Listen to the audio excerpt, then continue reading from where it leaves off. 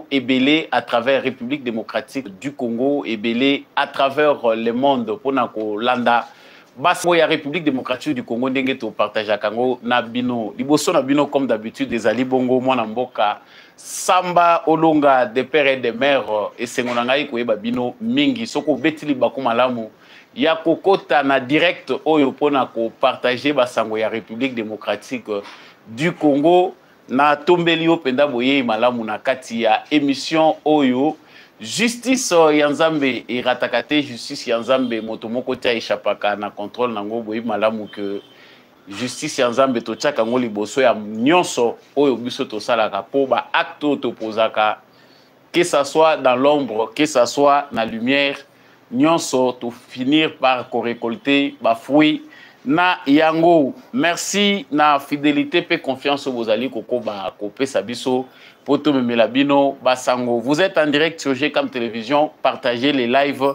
Abonnez-vous si vous n'êtes pas encore abonné, n'hésitez pas de laisser un commentaire depuis wapi. Yo ozali kolanda mwana mboka Samba Olonga depuis wapi yo ozali ko apprécier émission oyo. Partagez, likez si vous êtes en direct, partagez les lives parce que toza en direct comme d'habitude. À la une de notre actualité, cette émission na biso ezali sango ya procureur général ya CPI a annoncé reprise ya banquette donnée aux crimes présumés relevant du statut de Rome donc commis au Nord Kivu. Cette décision fait suite à la demande des autorités congolaises en mai 2023. Procureur général ya CPI a fongoli nzela pona banquette na République démocratique du Congo. Ba crime nyonso et salami depuis 2022. En tout cas, batiango comme priorité. Oyo bango bako bandanango par rapport à monso ezali koleka na République démocratique du Congo. Nous allons en parler tout à l'heure. Pour nini ces pays azali ko se charger sika awa pour na kolandela ba criminel oyo ba poser ba acte barbare de 2022 kino sika awa Samba Olonga zali kolobelango tout à l'heure na cadre émission oyo. Vous êtes déjà en direct de GCAM Télévision, veuillez partager les lives s'il vous plaît. Kabola live oyo na voisin. Kotisaye pe na direct oyo a partager basango en direct lokola yo. Merci à tous ceux qui nous suivent de partout. En tout cas, bon continuer à partager l'actualité Nabino, liker, partager l'actualité. Nous sommes en direct. L'actualité est alipé marche na vital na Butembo pour les offensives entre l'armée congolaise et les terroristes rwandais que nous appelons M23. Bande konabiso a Butembo batambola ki nanzela pona kosenga ete armée na biso azonge la bitumba contre ba terroristes wana bazane sengote komona que l'armée congolaise était qu'à les observer cesser les faits alors que ils allaient na bateau bazali ko se mettre terreur na kati ya province Nabango. Nous parlerons de Vital Kamerhe. Beaucoup de questions nous sont posées. Nous allons mettre en lumière Makambo Ebele. Photo eba Vital Kamerhe azali côté nini. En tout cas, tokokota na mozindo. Bato ebele balingi koyeba clarté ya diplomatie oyo Vital Kamerhe akendaki kosala na France. Est-il avec Félix Tshisekedi? Est-il possible que l'UNC s'aligne na vision UDPS azanango ya changement topé révision constitutionnelle ami na limité midi oyo na Transco et pas wapi entrepôt ya babus ezalaka il faut komona moto ya ndenge wana pas de mesures sérieuses pour na kosilisa moto ezali pasi ville Kinshasa eko continuer ko vivre kaka na ba conditions oyo to ba autorité bazana ba priorité mususu tokolobelango na kati ya émission na biso ya mokolo ya lelo matondo mingi na bandeko nyonso yo boponi GCAM Télévision pour na ko partager ka ba nouvelle ya République démocratique du Congo. Merci na bino ndenge bozali ko rejoindre etando oyo liboso na bino comme d'habitude des ali mwana mboka. Likez, abonnez-vous si vous n'êtes pas encore abonné, kotisa voisin na yebi ke partagez l'actualité. En tout cas, bobo sanako liker te partager l'actualité. Merci na bino nyonso oyo bozali ko continuer ko landa biso. Sangwa mibale ezali pression oyo République démocratique du Congo azali ko sala na CPI. Partagez l'émission s'il vous plaît, kotisa voisin. Procureur général ya CPI Uta Mokola Lobby a annoncé reprise ya banquette la République démocratique du Congo avec priorité donnée aux crimes présumés relevant du statut de Rome commis au Nord Kivu depuis 2022. Naza sir place Oyo Willy Ngoma, place Oyo Corneille Nanga, Henri Maji Bazali, Mafuta Mati. Il y a toujours quelqu'un qui doit payer les pots cassés. Ce que vous avez dit, c'est que au moins ils ont utilisé. Yozo kanisa ke vinanga nyonso yangwana façon na komi ko lila yangwana mais njoka baza ko utiliser comme un idiot. La CPI qui a déjà toujours gardé son silence depuis longtemps. CPI a vanda na ye. Nandenge ba crime za ko salema awa. Nandenge baza ko pata simba koto osala bo CPI a sali sourd d'oreille.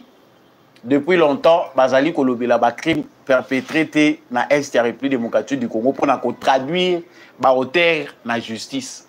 Mais la diplomatie du gouvernement congolais, pression du gouvernement congolais avec des plaintes oyo eza introduites dans ces pays et sali que procureur général ya ces pays o azali pris en otage par l'Occident parce que ezali nango justice internationale comme tel était. Tokoki kopesa ngo crédité loko la justice moko penda eza na valeur justice ya un état où ezali structuré bokoki kovanda lango o eza justice ya ba état ebele oyo batu na batu bazali ko charger ngo en fonction ya ba intérêt na bango. Lorsque les occidentaux sont les plus forts, bango nde mutu bazali ko manipuler ces pays pour emprisonner que les Africains ou les gens qui viennent des états faibles. Mais que faire? Ceux qui biso na mboka na biso, nous avons déjà utilisé par ces mêmes personnes-là qui ont créé la CPI. Il faut que la bango bato na bango, ba kende kosila na bango kuna.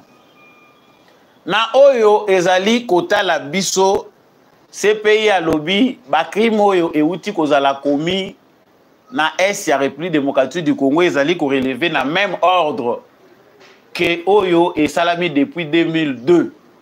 Na Est ya République démocratique du Congo. Mais lokola ba plainte eza mingi République démocratique du Congo akenda ko kotisa dossier officiellement. Tout le monde a Rose Mutombo sali ba contact. Cette fois-ci, on a vu encore le vice-ministre de la Justice sous Constant Mutamba bakeipe ko kotisa lisusu ba plainte pour des crimes commis à l'Est de la République démocratique du Congo. RDC a s'engagé na ba voie ebele. Voie diplomatique, voie militaire, voie judiciaire, voie politique, ezali kota la politique au biso moko na mboka to engagé. Mais voie oyo ezali que ces pays télémezali voie judiciaire. Et ce n'est pas la seule cour à travers laquelle la République démocratique du Congo expose ou porte plainte. RDC a un dossier na Rwanda, na cour ya EAC. RDC a introduit le niveau ya soki commission ya Union africaine ezali levé pour que bisika nyonso oyo il faut qu'on mema Rwanda tokokende na ye sur tous les fronts. C'est quelque chose qui nous a manqué parce que tozwa ki président moko Kombo Joseph Kabila oyo azalaki peut participer na ba crime wana. Donc comme yé moko pas azalaki parmi Bato Oyo Bazali qui encourager criminalité, lui-même aussi était un bandit. Moyen à procéder de la manière dont on a les lois exactes. Quelque part, c'est une très bonne chose. Je suivais l'actualité ce matin. Nayoki Soki Babeka Kandengeni vient Laurent Soki Sokoko. Laurent Sokoko a tiki comédie, a même comédie dans les réseaux sociaux à l'OBIEP. A formé peu mouvement rebelle na ye mais ya TikTok sikoy mouvement rebelle et bandelaka na Zamba osimbi minduki oza déjà na Zamba tu as déjà tout planifié ba moni yo osimbi yango nde obandi mouvement na yo rébellion na yo bato ba yebi déjà koza na Zamba mais oyo mouvement rebelle ezo banda na TikTok muto alati veste vous savez na mboko yango na zolo ba protocole ya chef de l'état il faut comme dur.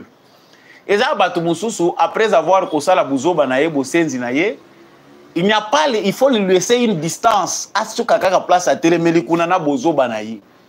Mais tout le monde protocole, il y a chef de l'État, on ne sait pas qui a fait que ce monsieur-là, à Kota Nina, président de la République, on a eu pardon, Nayaki, au biso tozana mabete, to lingi mboka. Vous aimez bien les aventuriers. So biso bato yo tozo chamwa sérieux o yo toye ko beta porte ke na lingina kutana na président de la République tala ebele ya ba formule tala ebele ya ba formule ba ko personne zelate mais basenzi oyo balingi bosenzi mingi kofinga matin midi soir nde bino bopesaka priorité wana ndako wa président de la République comme c'est le président de tout le monde, le président de la République reçoit qui il veut, tous sont des citoyens congolais. Botika biso bozotia biso mal à l'aise, ça c'est exagéré quelque part.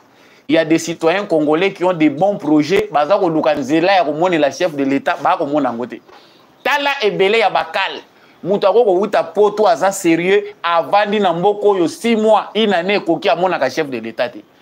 Mais vous êtes prêts à amener des farceurs auprès du chef de l'état, tala président de la République, ote omoni a changé et tout ça. Allez, à se serrer, puis ma on a président de la République. Lobby, il répand à la comédie. C'est le genre de Laurent Soko. Après avoir brillé, na makambo ya oyo soki nani ndekona. Na nani Bokechu. Na makambo kofinga parce que le buzz aujourd'hui au Congo zalaka zoba batu bakolando mingi. Mais nous ne pouvons pas faire la vie kolobaki o gagner vie derrière Bosenzi. Donc yo zalaka ka mutu moko banda ko saila batu ba bêtise. Et comme ça, tu vas gagner la vie derrière. Ah, en tout cas, c'est la nature à battre Moussoussouté. Mais tant que Toyoki Makamboizo Koleka, je me suis dit vraiment, le protocole du président de la République doit être renforcé. Et ça n'a pas battu Moussoussou, Oyo, ce qu'a l'obina bino qui a bongwani, boti qui est peine à distance. C'est un citoyen congolais, il peut aider son pays à plusieurs manières. Ce qui sont kondenga outaki poto azakolela, a lukandenga ni nyago yako zongawa. Soki batikaki azongi na ye pendenga zo sala makamu na ye atikali kokota na couloir à président de la République te buzo ba musupe linge sale mate parce qu'on lui a donné des privilèges à azali président mutunyo so c'est que il y a zalani na problème te. Et voilà, ces pays yangwane fungoli ba porte. Tous les idiots utilisés à l'est de la République démocratique du Congo ba yebi que à la fin de la vie n'est pas toujours rose. Ezala kaka rosité awa tozako lobawa Henri Magina Zamba po bayoka la lisusu te bayaki na loyenge moko ya kosala ba meeting air nyonso omoni baza médiatiser tout le temps na réseaux sociaux faut botu na nanga mikolo aza trop médiatiser te pona ni botu na Henri Magina qui nous faisait des selfies des vidéos qu'il est en bonne santé qu'il est bien kala mingi te tokokoma Kinshasa il est où c'est compliqué hein, la vie so yozo kanisa ndenge lekaki na 2002 lekaki na 2013.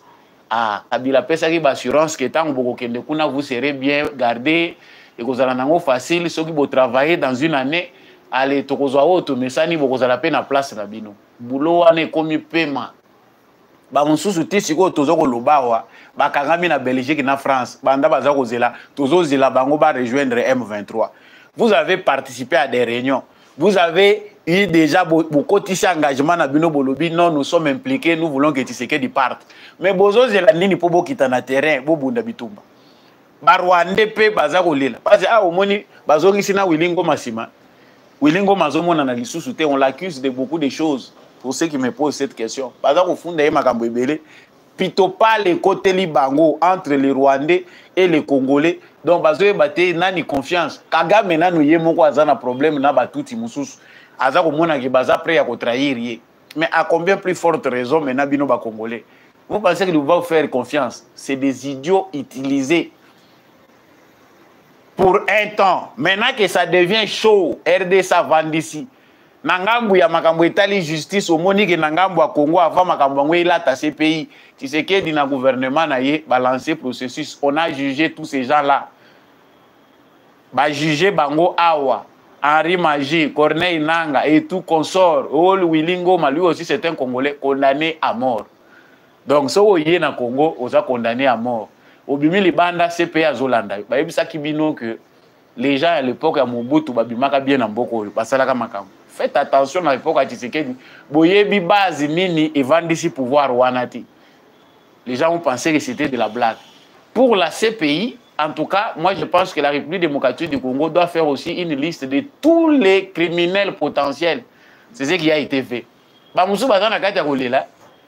Il y a une liste oyo bakotisi na CPI. Il y a batu nyonso oyo bazali ba présumé auteur ya ba crime oyo RDC a recensé. Ba crime nyonso ba commettre depuis 2022 et s'ajouter na ba crime mususu eleka ba présenter dans ces pays, c'est encore frais. Nous voulons des résultats. Ces pays le rôle les gens ngo ko fonctionner ba américain ba lingi ba français donc baza ko simba ngo le loko na bango. bandaye kolalisa. Mais pression du gouvernement congolais, ils doivent ouvrir des enquêtes. Vous verrez qu'à la Mingita, ils ont déjà la réponse. On va citer des noms. Yabato. Théâtre tozoyo kawana, ezala ba musuba kolimo bokumona ta trace na bango te loko esika nini bakozala. Ezala bitumba mususu babundaka na stylo, ezape na jara bitumba oyo il faut pendo kanga makofi ya solo. C'est ce qu'a fait Félix Tshisekedi. Donc pour la CPI, il y a des cas comme ça. Oyo esengeli bayamba. Félix Tshisekedi a protégé Joseph Kabila. Joseph Kabila n'a pas eu le temps pendant les 5 années à Salabolamu à réparer préjudice naïe. Ah, awa, il est déjà abandonné. On finira par tout prendre. Parce que les pires ici, dans Makambo, que nous, on a voulu que, Félix Tshisekedi, dans la vision, a voulu que tout se gérer entre nous. Kabila sa comme Congolais. Biloko anade souke la awa, tout si la na awa. Mais Kabila yé moko, na esprit à Pharaon, a préféré na yé, a kende ko s'exposer. La suite, on la connaît. Tonde tozo kende gaga ne titoko l'année prochaine. Vous savez vous-même ce qui va arriver à Kabila. Ba yebi kazana ba milliards rebellés. Na ba bisika ba mboka wezali. On doit lui créer les problèmes pour ba attirer ango. C'est pas pour rien qu'il est prudent à comprendre qu'il faut na luka ndenge nini bisika konyata makolo. Na ba pays le les États-Unis na koko tia makolo ngulu te. Ba wana bazaka compliqué. Peu importe jeu politique, ba koko noyer nga ils vont tout prendre. Félix Tshisekedi est intelligent sur ce point-là. Ce qui a landi kaka structure oyo papa naye atikaki sur le plan diplomatique. Nous savons que tous ces gens-là bako kimate na filet ya Touroyo. Filet ya Sani Suti soke tobokaka. Mais filet o ya Touroyo. Il y a eu de personnes na pouvoir. Bato ebele bazo koyeba te carrière politique na bango ese chili. Bazo comprendre angote. Filet o eza mazita ya kosakana te. Même banyama mike et comme presque impossible ba dusula ba bima bakim. Bino mo bozo mona te kaza ko encercler bino azo kangela bino partout. Toko koma na point oyo ko mona bamboka wane ko banda ko tindika bango bazuyo bazongisi yo kuna. Messieurs aux actes criminels, nous ne voulons pas avoir des problèmes avec les Congos zonga kuna. Ta bazo batu musu bazo mona me bazo mona te. Oyo bazo comprendre balobi déjà que le Congo c'est une prison à ciel ouvert. Monika Tumbi Yemoko a déclaré à Lobi que non, à l'époque de Kabila, il était exilé 3 ans. Mais à l'époque de Tshisekedi, c'est pire. Le pire n'est pas que c'est Tshisekedi qui est méchant, mais c'est le système. Système, c'est comme compliqué. Nandengo bango ba jouaka jeu politique na système oyo, tu seras exposé. Ti suka suka kokwe ya kaka na fila justice. Soki na fila Congo kangami te libando ko kangama ba ko bwaka yo. Yango filé où ils sont en construction. Bango ba moni Tshisekedi zoba très tolérant. Ceci, il n'écoute pas, il est ceci. Merci. Voyage kaka mataka kita mo mukolo ezali passeport eko expiré. Kuna pe libanda ba ko boya ko peso ngo po bamboka wana eza bamboka ba droit. Les politiciens là ba lekaka. Eko koma na point ko mona ba commissionnaire baza ko sécuriser yo lisusu te. Tu seras exposé. Ya bazo bisa ba Congolais, je ne sais pas batu basi ba komi mikolo na ba age oyo bakoko se laisser entraîner na ba biloko tozo ko mona libanda mboka. Okwei libanda mboka nini non Tshisekedi au Congo ça ne va pas. Est-ce Tshisekedi opina soka zaki mutu moko abomaka batu. Nde batu musu tozo mona na mboko balekaka na ba télévision tozo yoka bango ba oloba. Nde to mona bango te. Nde to ko mona bango te akosilisa.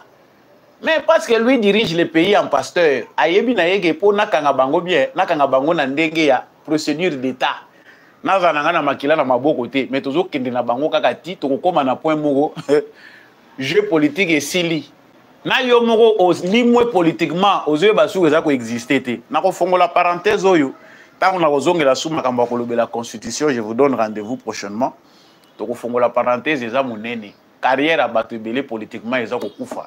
Na makambozo yo agenda ya constitution wana.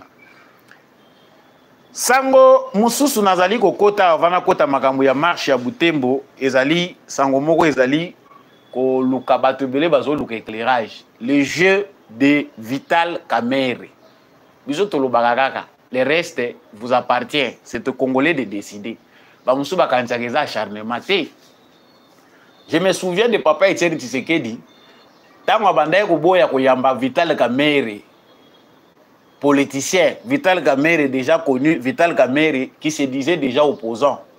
Il fallait qu'il y ait Moutouana, Azaki Moutoumoko conflictuel, Azaki Moutoumoko des principes. Il voyait très loin.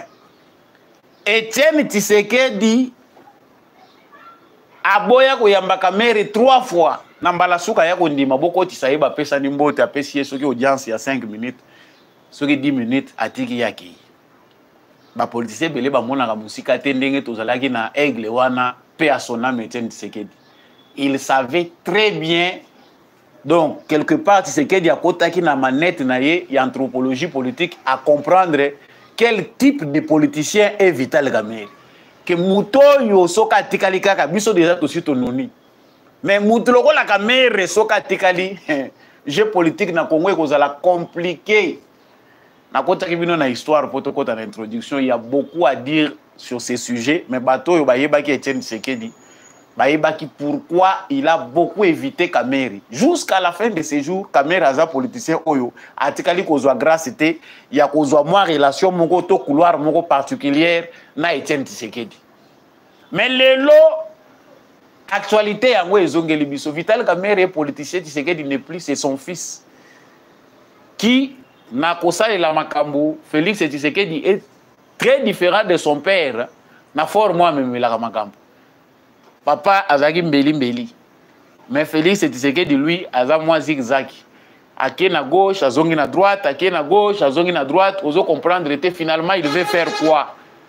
Conclusion na yende la kisaka ki aza pe na côté na ye bandi brutal oyo bato musu baya ko sutuka na sima. La vraie illustration eza bato belé bantouraki Tshisekedi omoni lelo bako ozongela ba faire. Ils ont fini par comprendre que c'est quelqu'un qui se sépare avec des gens sans koyebisa bango. Vital Kamerhe est allé en France, mais na sima eza na makambo ebele eza kolobama na sima na ye. Na lobaki na émission elekaki pourquoi Vital Kamerhe est en France. Est-ce que c'est pour le bien du pays? Il y a des choses ou des sujets comme ça où tu peux faire sa conclusion. Mais oyo mutu ye moko ko tirer déjà conclusion na ndako. Tolobi que Vital Kamerhe est allé là où Tshisekedi na tempérament na ye ça n'a pas marché. Tshisekedi c'est à jouer les profils bas na ndenge nyonso na France. Tshisekedi a sali tactique nyonso basalaka pour avoir de bonnes relations na France ya Macron. Po nzela emeka kozala ba français ndenge ni toko mela bango pe bakoti na vision na biso pe to gérer bango. Nous avons fini tous par comprendre que la France d'Emmanuel Macron ne nous sera jamais utile. Na bitumbo biso tozako bundoyo. France, en tout cas, bazana ligne, il y a Macron, bazana ligne oyo, balingi que l'exploitation à Congo est continuée. L'organisation du Congo n'est pas dans l'agenda de la France. Il faut continuer à déstabiliser le Congo et c'est ce qu'ils font. Mais tout le monde dit que y a bimi la France, Kamerhe zongi.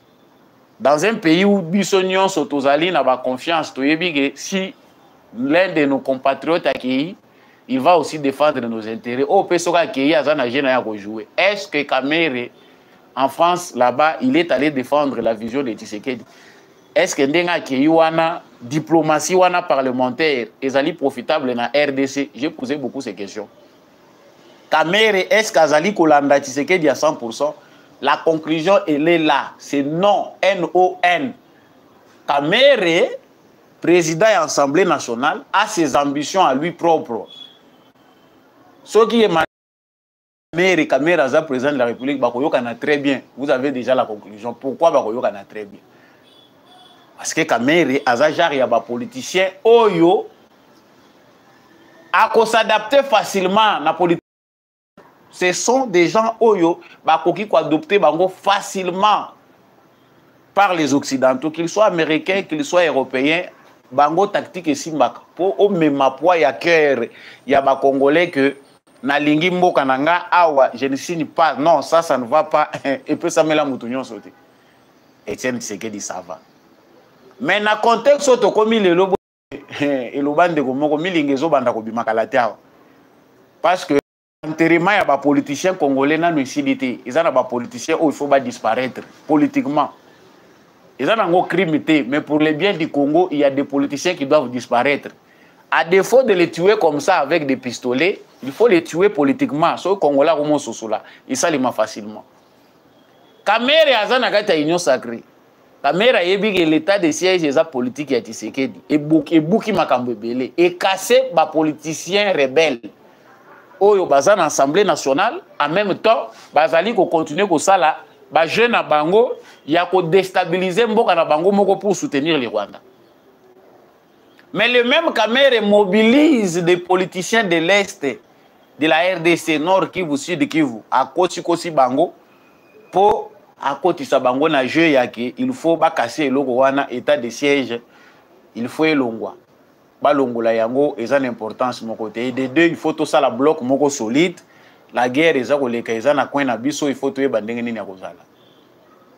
Voilà comment le monsieur est en train d'essayer étape nzete et pas iwapi ya vandeli ye moko déjà bandé ko katango malem po ba prophétie esi ebima ba oyo ba mona kana bango na misu ya bonzambe soki misu spirituel ba si ba banda da koloba. Mais Kamere comme il est fait pour être ce qu'il est à koyokati.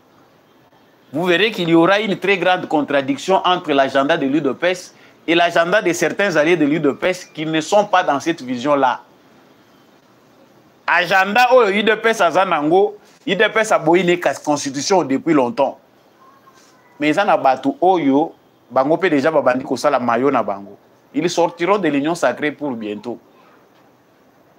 Bamususu bakotika na Bango pour leur sécurité, ils vont céder par pression. Parce qu'ils ont déjà rapport de force chez ces bandits. Bamususu bazoko ko se prononcer te ko kota na débat yango. Même si on dit que le débat n'est pas officiellement lancé, est-ce qu'on peut interdire aux Congolais de parler d'un débat au déjà à l'ordre du jour? Ce n'est pas Patrick Mouya qui va donner le go. Chaque jour, nous parlons de cette histoire. Et comment il peut nulle part que le gouvernement, le peuple congolais aussi lui-même, peuple congolais peut accomplir Kozala, na initiative, si le peuple veut que cette loi fondamentale change. Oyoka qui na kati Assemblée nationale, Nekomoko ya député Abimi. Alobi que état de siège est allé à la base, il y a des détournements, il y a des millions de dollars. 500 millions et bimi, kuna 8 millions, ce qui combien mon année. C'est qu'on a détourné 300 millions, 400 millions dans le cadre de l'état de siège. J'ai posé cette question, mais sans être en profondeur dans l'émission Elekaki. Vital Kamere est animateur, il y a débat dans l'Assemblée nationale. Quand un député national abimi na kati ya ayena matin à tribune abimi à lobby na plénière que autant d'argent comme ça, des millions, et bimi et qui yo président et assemblée nationale pour orienter le débat, il faut ça la dire. C'est-à-dire, tout le monde qui suit ce débat est censé connaître député wana le rôle à piste wana. Le col à banquette na étal ici que des millions de dollars sont sortis mais et kendate et souki na Kinshasa. Il faut amener ces députés là na niveau ya kotali sabiso nyonso ba congolais. Parce que c'est ça le travail du Parlement. Banquette parlementaire, ces députés-là doivent détailler. Mais, silence des morts. Ce qui est grave dans notre pays, c'est que la communication l'a fait le tour du Congo et voire même le tour du monde. Ni procureur général, aucune réaction du gouvernement. Pas même pour le président, ça réagir au gouvernement exécutif à l'objet de l'autre. Il peut Vital Kamere vandi, Batunyon Soba vandi, Toyoki. C'est comme si d'autres institutions, Bazana Bango touché, Bayebi na Bango Kolobela Likambo. Mais c'est grave. C'est très grave. Oh, Ezali Kosale Mawana. C'est très, très, très grave. Je ne sais pas ce que les Congolais ont fait. Et les Kinango Wana, Ezako Kende. Donc, Kamere a déjà wana bandi, déjà libanda, azoko fula na ye, koto yo asayi lokola zo fula, azoko sala ndengeni. Mais nyonso zoko sala batu basi ba yebi yango. Ngana sina lobaki na ba mission le kaka que Félix Tshisekedi a choisi le jeu du combat politique. Mieux vaut un Vital Kamere tout près qu'un Vital Kamere opposant. Parce que bato bako utiliser quelque part union sacrée ceux qui biso ba mususu. Total a mis il y a moins considération pour Tshisekedi. C'est parce que l'union sacrée quelque part sauve le pays. To gérer ba brigand abisso à l'intérieur. C'est-à-dire toza bango toyebi que ce sont des voleurs, ba oyo ba trahissaka facilement, mais qu'on les gère de l'intérieur, que ba dousola biso. Ah, comprendre qui veut. Mouto azana bososoli azo comprendre ndenge nini Tshisekedi azana temps ko gérer Kamere. Mais tout n'est pas acquis, cher Kamere. Ponde to lobaka boy to kota na banda kuna bino. Na lobaka ka na chaque émission naza ko yebisa yé. Vous êtes sur un siège éjectable. Ligne rouge à Kamere ezali, c'est-à-dire aux awana na allié à UDPS, il faut bien appliquer vision oyo bino boyokani. Soki kaka ligne rouge wana yo dépassé yango. Et si au sauté, et ça fait, il y avait pour tout le monde très ridicule. Bato bazo lo bango na ba prophétie, bazo mona certainement, mais nous nous présentons ça à terme d'analyse. Déjà l'orientation du débat dans l'Assemblée nationale montre déjà à suffisance que Kamere a cause de la difficulté. Il y a qu'à travailler vraiment dans le sens, il y a loyauté, il y a malamu na Félix Tshisekedi. Mais n'empêche, moyen tout ça point exact, tout ça au chat virgule. Virgule peut mouta changer, moutoué a courir peut ko améliorer, ce qui a amélioré a créé logo moko ya sika, moyen tout finailler mingi exact. Mais Vital Kamere est dans un mauvais jeu. Qu'il sache que les Congolais connaissent, les Congolais savent. Rien de bon ne peut sortir de l'Élysée. Les Français seront punis. Pour Wanatobo et Angote, biso il faut toyer bagé. Oh union sur France azako sala, oh union sur Europe azako sala biso. Nous devons nous arranger. On ne peut pas entrer dans les cœurs de Tshisekedi de savoir ce qu'il fait. Ndengeni ni biso tokokipe lobby ko se venger contre la France pour ce qu'elle a fait. Mieux vaut to vendre na biso et pas na biso. Que to continuer ko supplier bango. Toujours dans la balance y a venir. Qu'est-ce que la France nous doit? Qu'est-ce que nous devons à la France? C'est vrai, on ne néglige rien, mais quelque part, charisme pèse à la kamalam. Ya koloba, ezalaki ya koloba yango wana na renchérir pour na koloba que marche moko esalami na Butembo. Bandeko bozali en ligne, bola ikaka pe bo partager actualité na bino. Merci vraiment bandeko nyonso bozolanda biso de partout. Il faut liker et partager la vidéo, donner la force à votre émission. Bandeko ya Butembo balembi na bango attente. D'ailleurs, même pendant que tout ça, le makambo ya Luanda qui a eu du progrès. Progrès, ezali que, enfin, semblant moko ya attente et salami, ngana yebisaka ba Congolais que nous n'avons pas, biso ba Congolais, l'initiative, tous les droits ya la diplomatie. La diplomatie appartient à Tshisekedi. Mais si le peuple congolais veut s'exprimer, mutu moko ko yana ba avion de chasse à lobi kangambanga azati. Na moment to ko loba lelo na mugunga bombo moko ekweyi kuna. Et outi wapi et outi lisusu kaka na position ya armée rwandaise wana baza ko se cacher na la belle M23. Pourquoi la défaite tout ce qui toko ko benga ngobongo. Défaite oyo et salami wapi et salami na niveau ya Luanda. C'est-à-dire et logo e kabolaki Congo na Rwanda pour Congo boya ko signer plan oyo ba préparer qui harmoniser. Le Congo s'est imposé cette fois-ci pour nous représenter Ango. C'est-à-dire ceux qui bolingi to bomo ba FDLR, ba unité na biso ezaliawa, MONUSCO ezaliawa, bato bino boza ko benga ba FDLR, nous sommes prêts pour démanteler bango na ba renseignement au bopesi. Mais ça doit se faire au même moment. C'est-à-dire ba militaire na bino baza ko bima, ba oya biso pe baza ko bunda bitumba. Donc oyo koto oyo baza ko bima, ba oyo koto pe tozo kanga po ba oyo ko kanga totindike bino bazolanda pe ba militaire na bino. Le Congo a tout fait sur le plan diplomatique pour na mettre fin na ba Libye nyonso oyo Rwanda a utilisé. Le Congo a mis fin à ça. C'est ça la procédure illégale na Rwanda. Mais le rôle ba yoki que moi tsuki moko ya muke koti ba parce qu'assurance et application na notozuité. Qu'est-ce qu'ils doivent faire? Allez, il faut baba na koluka nyoka nyoka, ils doivent recommencer avec la provocation.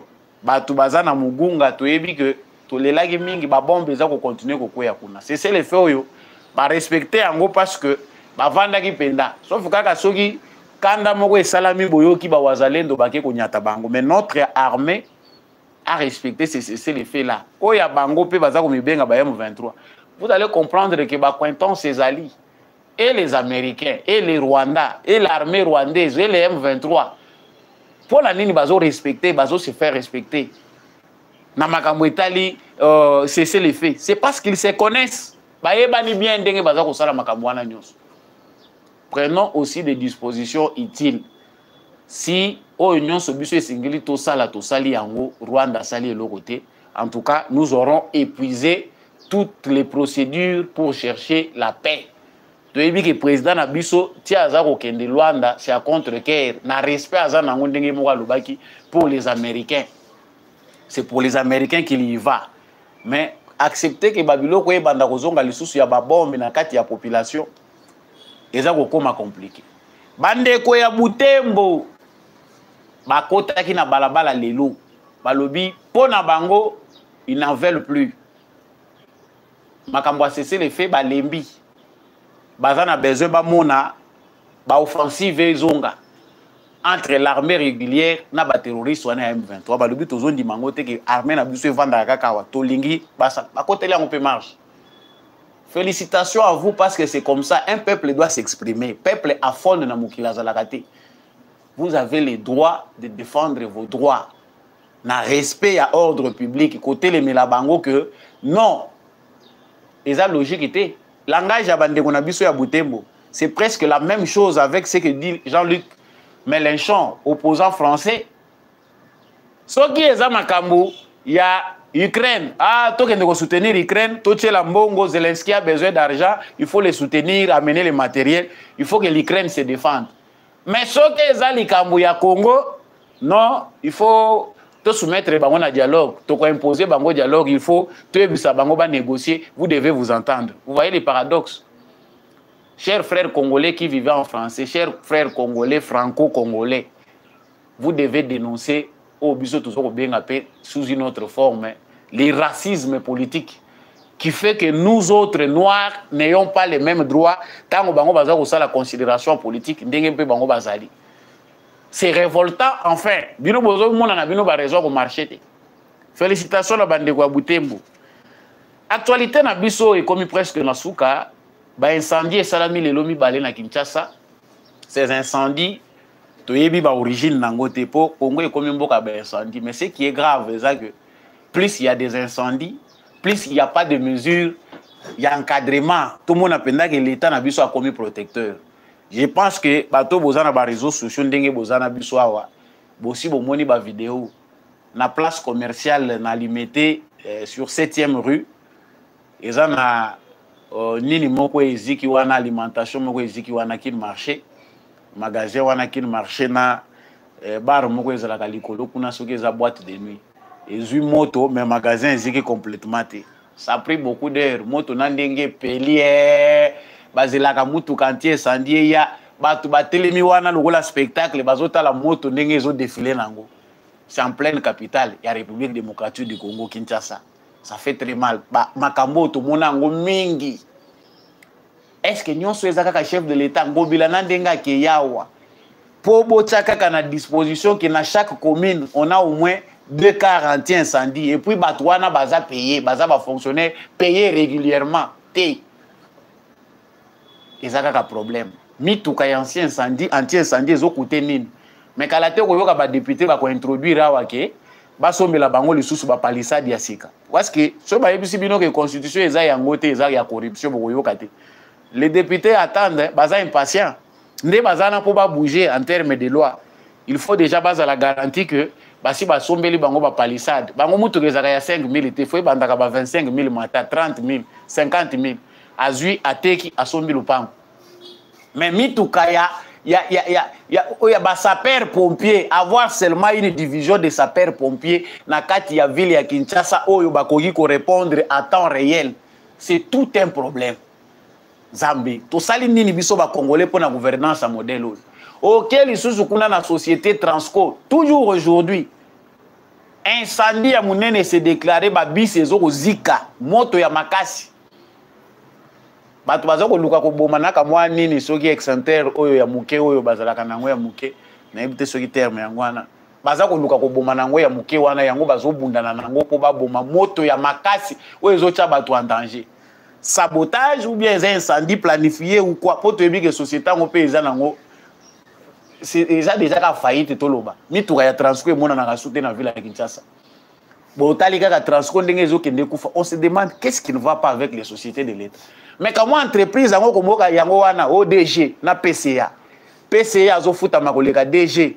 Aza ko prester na ba réunion kaka mbala moko na ne. So ba yebisi bino que constitution oyo et salami pona ko enrichir ba politicien vous bozo mona ngote. Les entreprises de l'État, ils ont un mauvais état. Santé, malamu, ils ont été entreprises. Mais ils ont foutu un salaire à 50 000 $, 30 000 $ par mois. 25 000, 50 000. Il y a un salaire qui est donc, uniquement pour s'enrichir, Congolais, Fongola, Misu. Ngami Kolo n'a pas la constitution. À l'ordre du jour, moi je ne fais que prêcher. Nous avons une constitution qui facilite les pillages. Tshisekedi a rebongo le logoté avec cette constitution. Toutes les institutions sont budgétivores. Ils ont fait pour ceux qui ont quotidien na yoyo pekende. Ils ont nango bongo. Ils ont un pillage. Moutounion so kokota kolia paye pas okende. Émission esili bandeko na ngai so union se kaoki na mongongo. Ils ont ndenge ezalaka. L'important est que République démocratique du Congo continue kozala debout. Ba Congolais to fongola miso. Assainissement et environnement politique congolais, l'Oba Etienne Tshisekedi, ils ont dépendre de la Congolais Bangomoko. Ce qui Congolais a sosoli, qualité de gouvernance et s'améliorer, maturité à peuple, éducation malamu ya peuple et tomo la rapide démocratie. Merci à vous de nous avoir suivis de partout à travers la République démocratique du Congo. Merci à tous ceux qui nous ont suivis de partout. On a réitéré les sous félicitations en Haïti. Na ba léopard ya République démocratique du Congo o ba pesinga nouvelle o na kolala nango sans ko kanisa ba nouvelle mususu. C'est cette belle victoire où ils allaient signer 4 victoires d'affilée sans encaisser de but. En tout cas Congo soke bongi ndenge léopard et bongi boye. Na olala ba pongi moko ya bien sans problème. Matondo na ndekombi à chaque wazaki na sima caméra. Merci na bandeko nyonso ba soutenir biso techniquement. Lokola ndeko Michel Nzengu, ndeko Serge Tubajiki. Merci à l'apôtre Gérard Kabeyachovo, à l'homme de la vérité des urnes, Jean-Louis Timbalanga. Merci à lui, merci à papa Boniface Mpunga, merci à papa Maurice Kikangala.